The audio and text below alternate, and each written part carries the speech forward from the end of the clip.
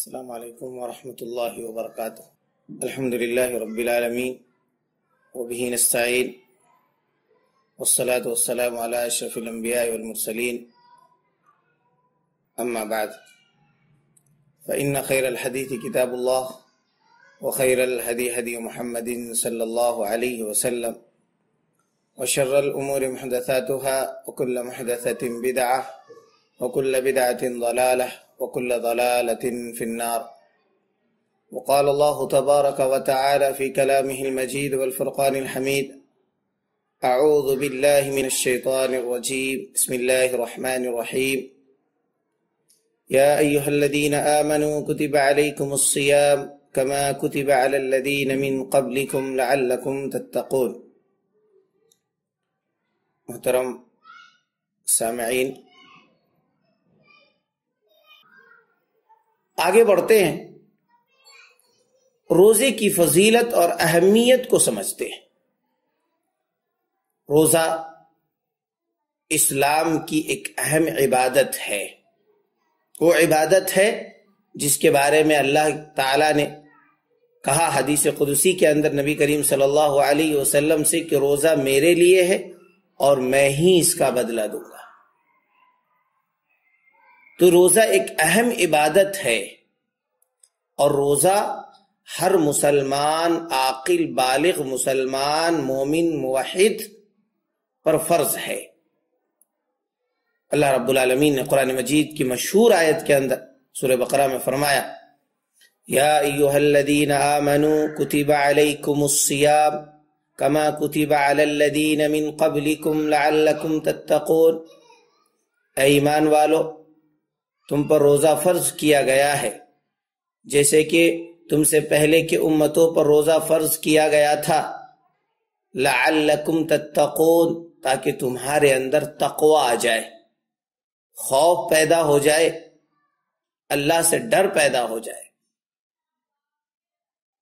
تو روزہ ہر مسلمان عاقل بالغ پر فرض ہے۔ اگر کوئی شخص روزہ چھوڑتا ہے، جان بوجھ کر چھوڑتا ہے لیکن فرضیت کا قائل ہے، روزہ جان بوجھ کر چھوڑتا ہے لیکن فرضیت کا قائل ہے، تو ایسا شخص کبیرہ گناہ کا مرتکب ہے۔ لیکن اگر کوئی شخص روزہ چھوڑتا ہے اور فرضیت کا قائل بھی نہیں ہے، ایسا شخص خارج عن الملہ ہے، یعنی اسلام سے خارج ہے۔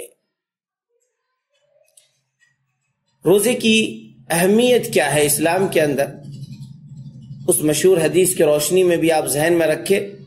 نبی صلی اللہ علیہ وسلم نے ارشاد فرمایا کہ بنی الاسلام علی خمس: شہادت اللہ الہ الا اللہ وان محمد رسول اللہ واقام الصلاۃ وایتاء الزکاۃ والحج وصوم رمضان۔ رواہ الامام البخاری فی کتاب الایمان من حدیث ابن عمر رضی اللہ تعالی عنہما۔ نبی کریم صلی اللہ علیہ وسلم نے ارشاد فرمایا کہ اسلام کی بنیاد 5 چیزوں پر ہے۔ جس طریقے سے ایک عمارت کے لیے بنیاد کی ضرورت ہوتی ہے اور اسی بنیاد پر وہ عمارت کھڑی ہوتی ہے، مضبوط ہوتی ہے، اسی طریقے سے اسلام کی عمارت 5 چیزوں پر کھڑی ہوتی ہے۔ اگر کسی ایک چیز کا انکار کیا گیا، کسی ایک کھمبے کو، کسی ایک بنیاد کو توڑا گیا، تو عمارت کمزور ہو جاتی ہے یا عمارت ڈھہ جاتی ہے۔ یہی معاملہ اسلام کا ہے کہ اگر کسی ایک رکن کا انکار کیا گیا تو انسان اسلام سے خارج ہو جاتا ہے۔ اور انہی ارکان میں سے، اسلام کی بنیادی ارکان میں سے ایک رکن روزہ ہے۔ نبی کریم صلی اللہ علیہ وسلم نے ارشاد فرمایا کہ اسلام کی 5 چیزیں، اسلام کی بنیاد 5 چیزوں پر ہے۔ اس میں پہلی چیز شہادت ہے، دوسری چیز نماز ہے، اور تیسری چیز زکوٰۃ ہے، چوتھی چیز حج ہے، اور 5ویں چیز رمضان کے روزے ہیں۔ اسلام کی یہ بنیادی ارکان ہے، اور اس ارکان کو ماننا، اس پر عمل کرنا ہر مسلمان کے لیے، ہمارے لیے، آپ کے لیے ضروری ہے۔ رمضان کے روزے کی فضیلت کیا ہے؟ آپ کیا بات کریں گے رمضان کے روزے کی فرضیت کے تعلق سے اور اس کی فضیلت کے تعلق سے؟ اللہ کے نبی کریم صلی اللہ علیہ وسلم نے ارشاد فرمایا، من صام رمضان ایمانا واحتسابا غفر له ما تقدم من ذنبه، رواہ الامام البخاری فی صحیح من حدیث ابی ہریرہ رضی اللہ تعالی عنہ۔ کہا کہ جو شخص ایمان کے ساتھ، احتساب کے ساتھ رمضان المبارک کے روزے رکھتا ہے تو اس کے گزشتہ تمام گناہوں کو اللہ رب العالمین معاف فرما دیتا ہے۔ ایمان کے ساتھ اور احتساب کے ساتھ ایک نقطہ آپ سمجھ کر رکھیں کہ کسی بھی عبادت کی ایک بنیاد ہوتی ہے، اسی طریقے سے روزہ چونکہ عبادت ہے اس لیے اس کی ایک بنیاد ہے، اور اس کی بنیاد کیا ہے کہ آپ روزہ اللہ رب العالمین کی محبت میں رکھیں، آپ روزہ اللہ رب العالمین کے خوف سے رکھیں، اور روزہ آپ اللہ رب العالمین کی رحمت کی امید میں رکھیں۔ یعنی اسلام کی جو بھی عبادتیں ہیں اس کی بنیاد تین ہیں۔ اس میں پہلی چیز ہے کہ اللہ رب العالمین کی محبت، اللہ رب العالمین کا خوف، اور اللہ رب العالمین کی رحمت کی امید، ثواب کی امید۔ نبی کریم صلی اللہ علیہ وسلم نے ارشاد فرمایا، ایمان کے ساتھ اور احتساب ثواب کی امید کرتے ہوئے جو شخص روزہ رکھتا ہے، اللہ رب العالمین اس کے پچھلے تمام گناہوں کو معاف فرما دیتا ہے۔ اور اسی چیز کا اقرار آپ سورۃ الفاتحہ کے اندر نماز کی ابتدا میں کرتے ہیں، الحمدللہ رب العالمین، تمام جہان کا رب اللہ رب العالمین ہے۔ اس سے آپ اللہ رب العالمین کی محبت کا دعویٰ کرتے ہیں۔ اس کے بعد آپ کہتے ہیں الرحمن الرحیم، مہربان نہایت رحم کرنے والا ہے۔ یہاں سے آپ اس بات کا اقرار کرتے ہیں کہ اے اللہ رب العالمین، ہم تم سے رحمت کی امید کرتے ہیں۔